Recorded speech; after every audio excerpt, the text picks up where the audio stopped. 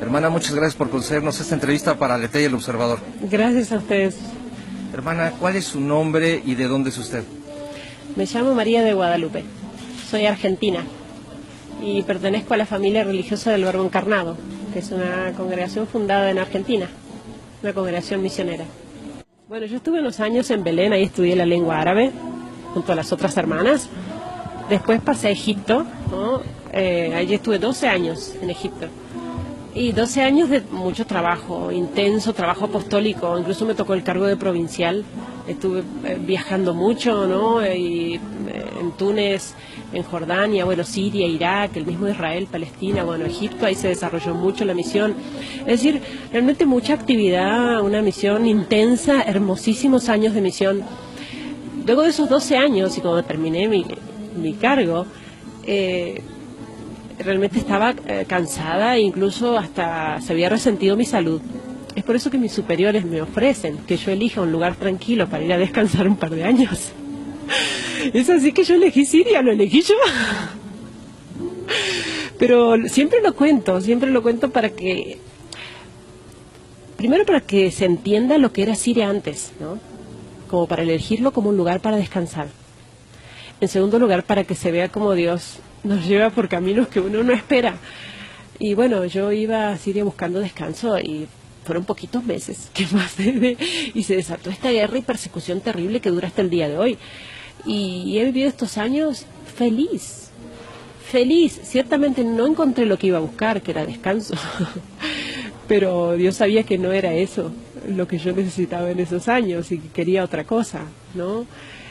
Por eso yo personalmente lo considero un privilegio, una gracia de Dios. ¿Cómo es vivir en esa zona de guerra con el miedo tal vez de ser martirizada, violada, o secuestrada, decapitada?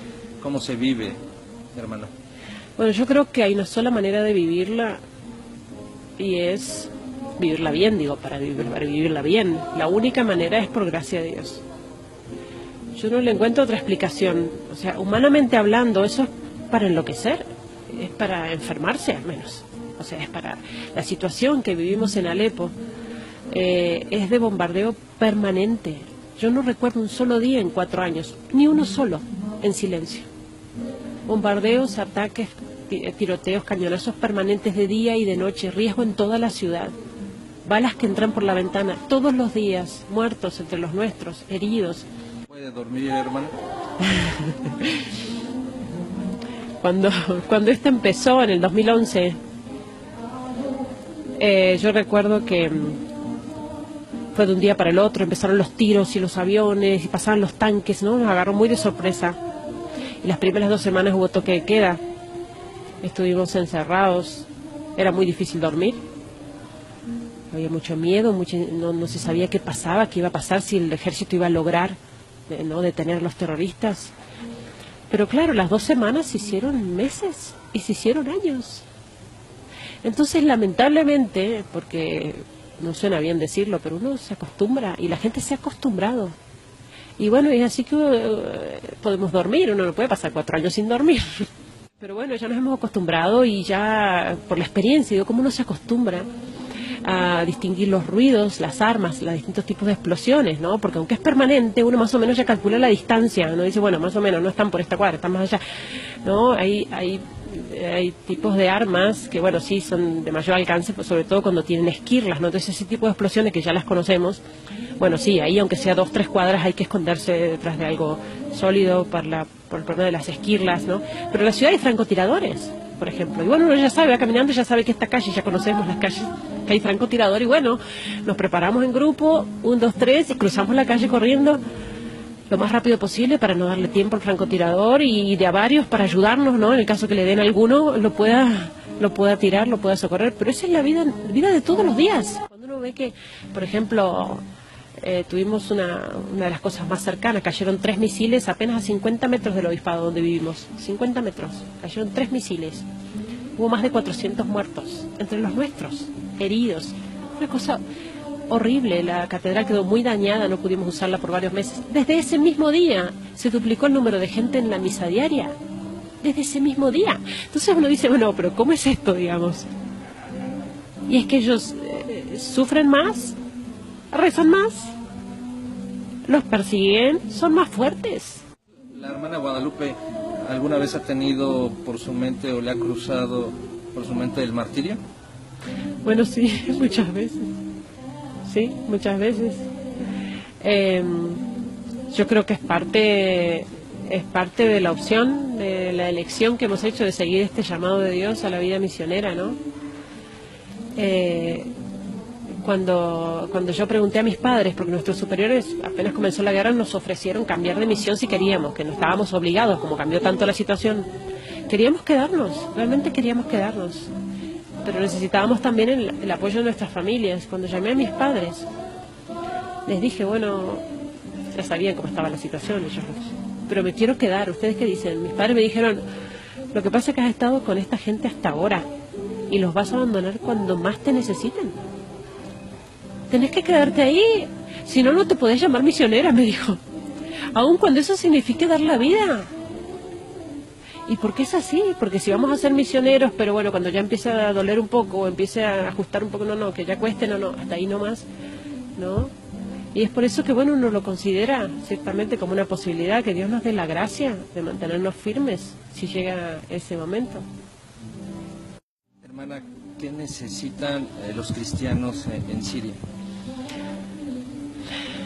Bueno, los cristianos están pasando carencias de todo tipo, ¿no? La persecución es terrible y van dejando sus casas, abandonando sus pueblos, su propia tierra. Están pasando necesidades extremas. En Alepo mismo es tanta la cantidad de refugiados, de gente que ha ocupado las escuelas, las universidades, conventos, iglesias, mezquitas. La gente durmiendo en la calle, tenemos temperaturas bajo cero.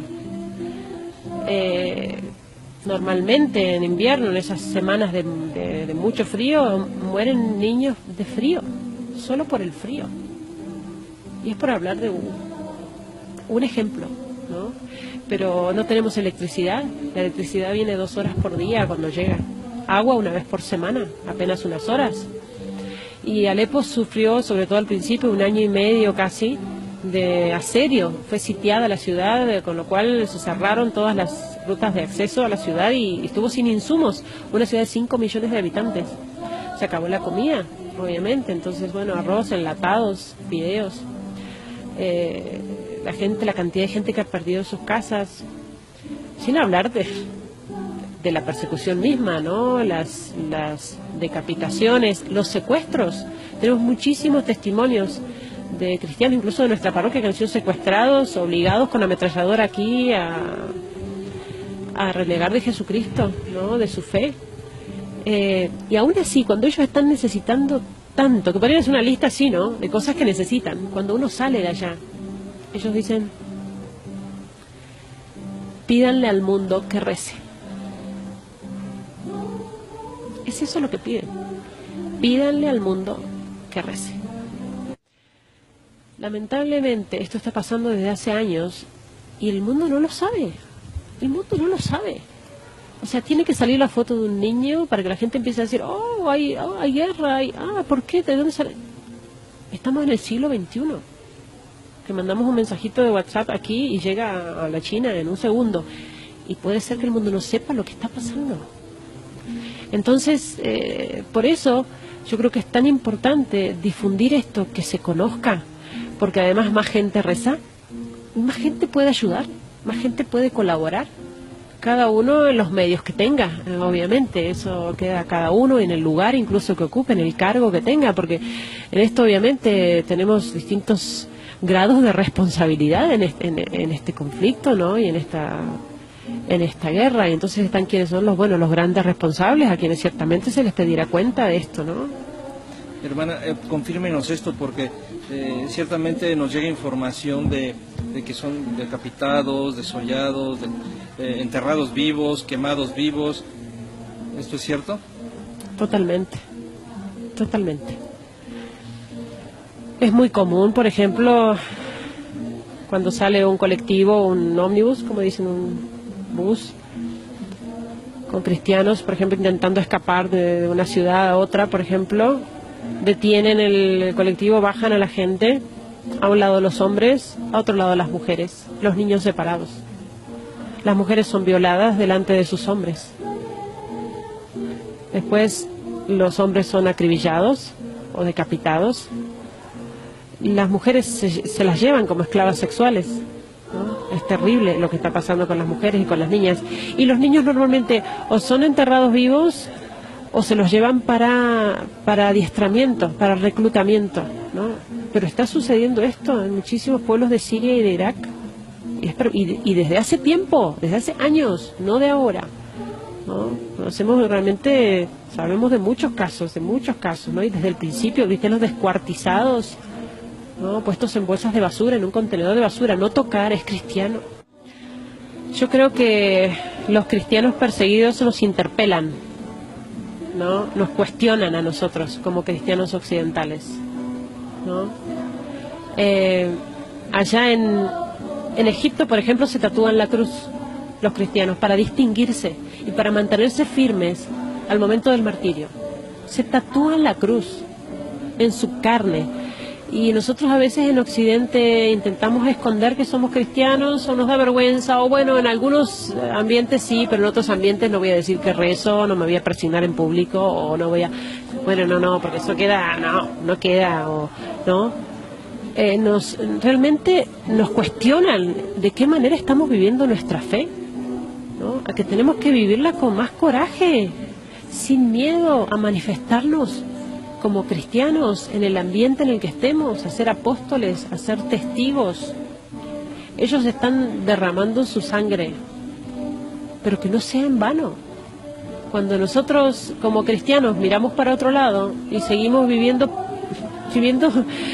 preocupados por las cosas materiales y qué como hoy y qué me voy a poner y en qué coche voy a andar, cuando en realidad lo importante no está ahí, ¿no? Estos cristianos nos señalan, yo creo, nos señalan el cielo, nos señalan el cielo. Ojo, que están muy, ¿no?, mirando para abajo, es allá. Ellos nos señalan eso, que está allá arriba lo importante y que hay que prepararse para eso, y que la única lucha es contra el pecado, y el único miedo que tenemos que tener es perder la gracia de Dios por el pecado, que es una cosa que a veces olvidamos. Tememos tantas cosas y nos preocupamos por tantas cosas que en definitiva no son importantes, ¿no? Por eso yo creo que el mensaje de los cristianos perseguidos es muy fuerte, y por eso digo que están provocando milagros entre los cristianos de Occidente, provocando milagros de fe, ¿no? De gente que reaviva su fe, de gente que se convierte. Por eso digo que aprovecharse de estos méritos y de este testimonio. Hermana, ¿quién le tatuó la cruz? Lo hicimos allá en Egipto cuando llegamos a la misión.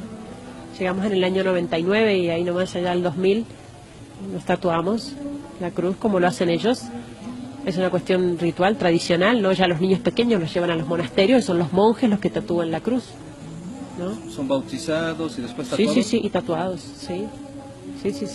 Es impresionante, ¿no? Porque, por ejemplo, en Egipto, donde también el cristianismo es minoría, uno, por ejemplo, va en el transporte público, ¿no? Vamos todos hacinados, amontonados en un colectivo o en el tranvía, y bueno, y agarrados, y uno hace así. Y uno ve que uno de otra punta hace así, y otro de allá así, y otro acá, y dice, somos 4. En este tranvía somos 4 cristianos. Es un montón, ¿no?